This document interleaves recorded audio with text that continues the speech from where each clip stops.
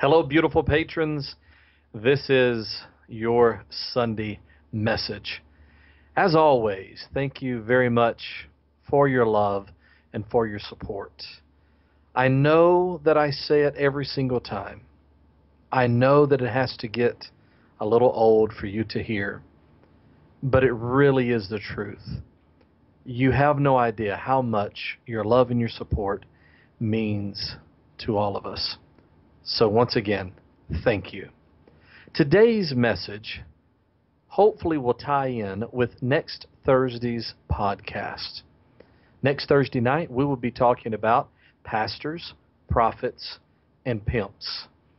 And I want to clue in on that very first word of pastors.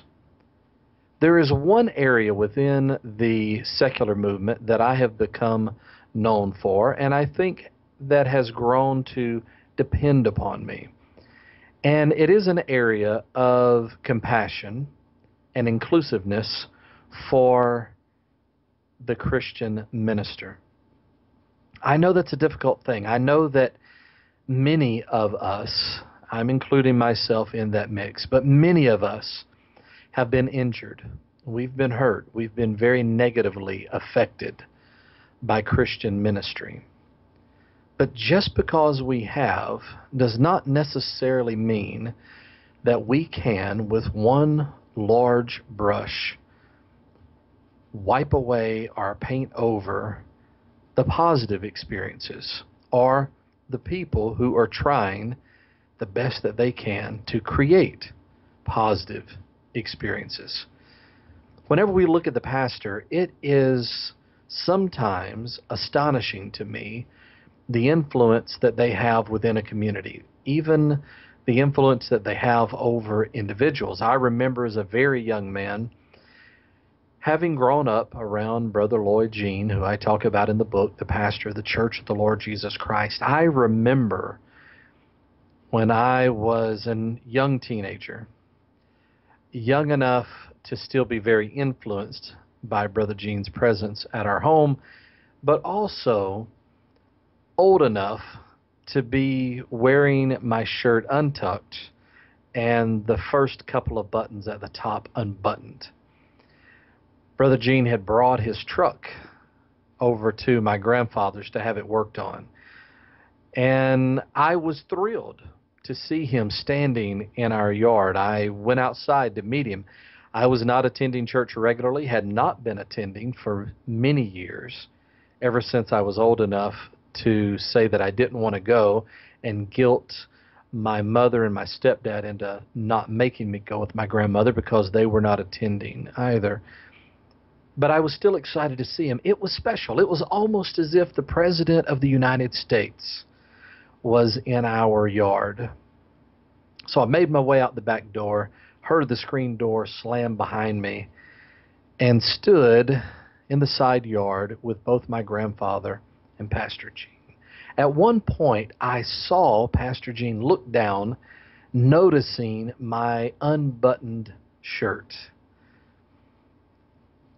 And without a lot of thought, very much subconsciously, I noticed my right hand making its way up the buttons, finding the first unbuttoned button, and slowly buttoning them up as the conversation continued. A pastor has a very strong influence in a person's life. But not all pastors use that influence in a negative way. I know this is going to be an odd message for you on this Sunday, but my hope is this, and we are really developing this idea in the Hope After Faith podcast. My hope is that we can talk about these things in a way that will make your transition easier or give you some tools to work with on the other side of your transition. And one thing that I think is important to be able to have on the other side of our transitions is the ability to put things in perspective, to be balanced with our opinions of even the former Christian ministers in our lives. And so, as I was saying, not all ministers use that influence negatively. As a matter of fact, the Glass family that I mention in my memoir, They are known for spending countless hours, an untold amount of energy traveling not just to the local hospitals, but to hospitals in other states and in some cases all across the country to visit with parishioners and the extended family members of parishioners, people who don't even go to their churches, expressing sympathy and expressing love. It is a fact that the Glass family built the Grace Ministry on their labors of visiting hospitals, visiting the sick. Now, they obviously are very influential in the lives of the people that believe and are part of their community, but they have attempted to be very positive. And I do think it's important that that positive effect and all of that energy isn't completely and totally discredited. Now, obviously, that's not the case for everyone. I have ministered for, evangelized in churches where the pastor was completely and totally out of control in his desire to control the members of the congregation. I have witnessed this with my own eyes. I have seen members of churches come to the pastor to ask permission to buy a new car. That's the level of control that I've seen some ministers have on the members of their congregations. But the balance here and what's necessary for having forgiveness, and in many cases I think moving forward, is to acknowledge, to recognize that that is a very unique situation. Out of the, I don't think I'm overestimating to say hundreds of ministers that I met, there was a very, very small percentage of ministers that carried themselves in that way. Very few churches that were set up to have that level of control over their members. Now, this is not in any way, dear patrons, trying to minimize the generalized control that religion, theology, in particular Christianity, has over the believer. But I do have a desire to bring this into perspective, lest the stories in our minds become so exaggerated as to prohibit us from being able to forgive where we need to forgive, to forget where we need to forget, and to move forward. A good balance, maybe not even just a balance, but another good reference is Brother Robertson from 6 Mile United Pentecostal Church. I was his assistant pastor, and as I believe I talked about in the book, I think he truly just felt sorry for Kelly, and he did not want us to starve, and so he brought me on as an assistant pastor almost for no other reason than to be able to justify paying us $250 a month. Probably helped Paul during his early developmental years. Nevertheless, this was a person whose influence was from the heart. Many, many, many people that I have met in the ministry, I would say, are not getting paid what the hours they put in deserves. Many people that I met in the ministry are making such an incredibly large sacrifice in their lives, and their families are making a similar sacrifice along with them, if not more of a sacrifice. It's almost impossible to put a monetary value on that. If the Glasses, even back in those days, were making $100,000 a year each, knowing the amount of time that they spent on the road, knowing the amount of time that they spent away from their family, knowing the amount of stress and heartache that they endured because they had their hearts invested in the lives of their parishioners, it would be difficult to say that they were overpaid. And I know that may be hard for some people to swallow, but it's part of my desire to be real about what we're doing. I have said many, many times that I could have been far more successful in my journey at the beginning of the secular movement, of my journey in the secular movement, if I would have gotten up and answered every Q&A with, yes, those ministers, they're all just like you see on television. They're all just like the televangelist. But the reality of it is, I don't think they are. I know, from my experience at least, that they are not.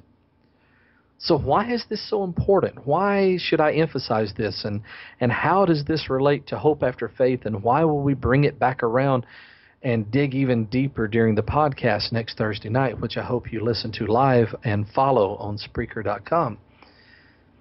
The reason why is because the emotional states that we experience on a daily basis are very, very much contingent upon the stories that we are telling ourselves, the way in which we view the memories that we possess.